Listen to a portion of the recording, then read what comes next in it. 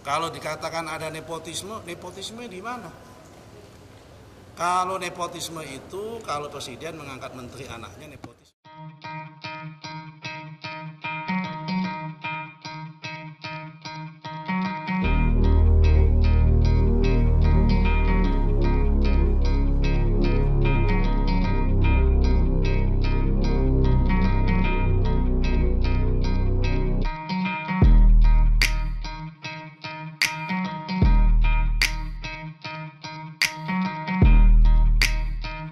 Gak salah pilihan aku.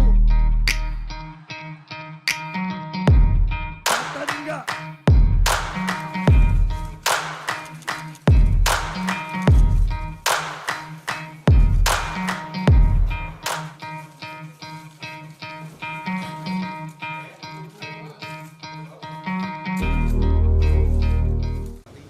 Kalau dikatakan ada nepotisme, nepotisme di mana?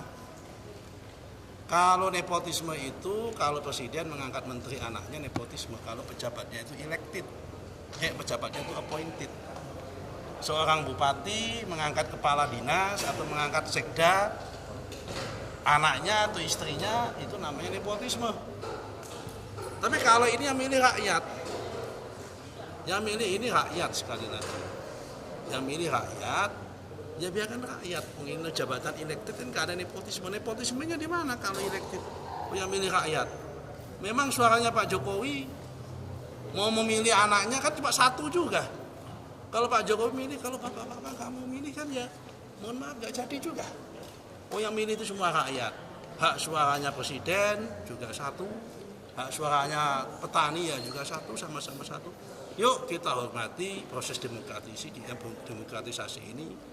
Bermain dengan sehat, tidak usah saling jegal-menjegal, ya kan, tidak usah mengatakan kalau demokrasi tasya sini luka. Apa yang demokrasi luka? Semua bebas, memang semua orang itu berhak untuk memilih. Kalau dikatakan ada konflik interest kan sudah semua. Dalil-dalil yang disampaikan kepada Pak Anwar Usman, persoalan masalah etik kan sudah dijawab semua oleh MK. Ya kan, tidak terbukti semua katanya dia ada intervensi. Intervensi di mana? Semua saksi mengatakan tidak ada intervensi. Jadi apa yang disampaikan ada ada manipulasi hukum, manipulasi tragedi, ada apalagi semua tragedi konstitusi dan sebagainya. Ini adalah persepsi yang dibangun, yang tujuannya hanya satu, supaya nggak boleh ada anak muda tampil di Indonesia. Saya kira itu aja. Kenapa? Karena ada kelompok-kelompok tertentu dan pihak-pihak tertentu yang tidak ingin Indonesia itu mandiri, yang tidak ingin ada rekonsiliasi di Indonesia, yang tidak ingin ada keberlanjutan di Indonesia. Maunya adalah tumpas kelor terus-menerus. Tidak ingin ada hilirisasi, tidak ingin ada keberlanjutan, tidak ingin ada persatuan. Saya kira itu aja sebetulnya, ini proses permainannya ini itu aja, proses game yang sedang dibangun dalam rangka untuk mempengaruhi opini publik. Kita semua sadar ini sebenarnya nggak ada apa-apa, tapi dibesar-besarkan saja, nggak ada apa-apa. Ya kalau memang menganggap ini Pak Jokowi rekayasanya di mana? Hakim-hakim itu memang gampang, 9 orang direkayasa. Pasal 36 atau 46 itu Undang-Undang MK 46, Undang-Undang MK mengatakan keputusan itu diambil secara kolektif, bukan oleh satu orang.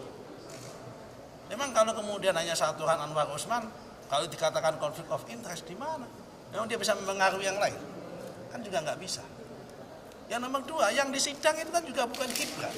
Norma undang-undang.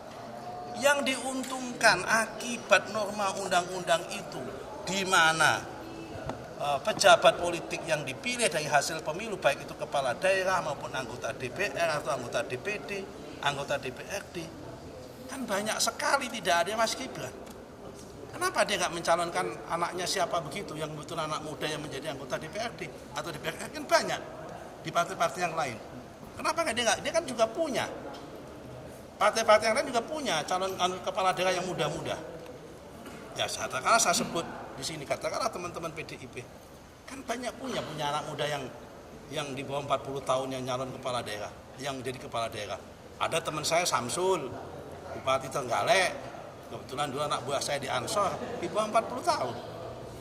Ada juga namanya Gus Yani, Bupati Gresik, juga di bawah 40 tahun anak buah saya di Ansor dulu. Kenapa nggak itu dimajukan aja?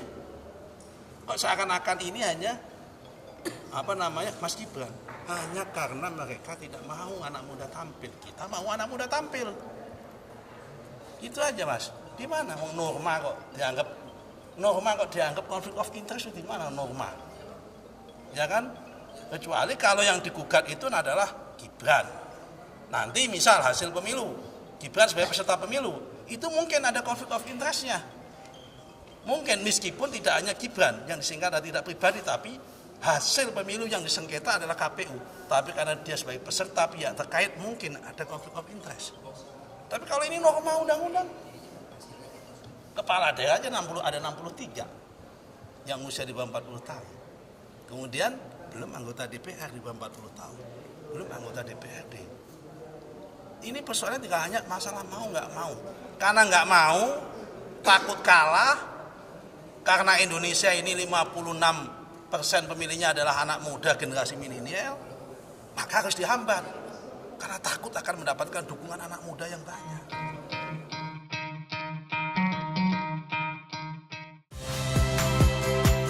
Saya Niluh Puspa. Saksikan program-program Kompas TV melalui siaran digital, pay TV, dan media streaming lainnya.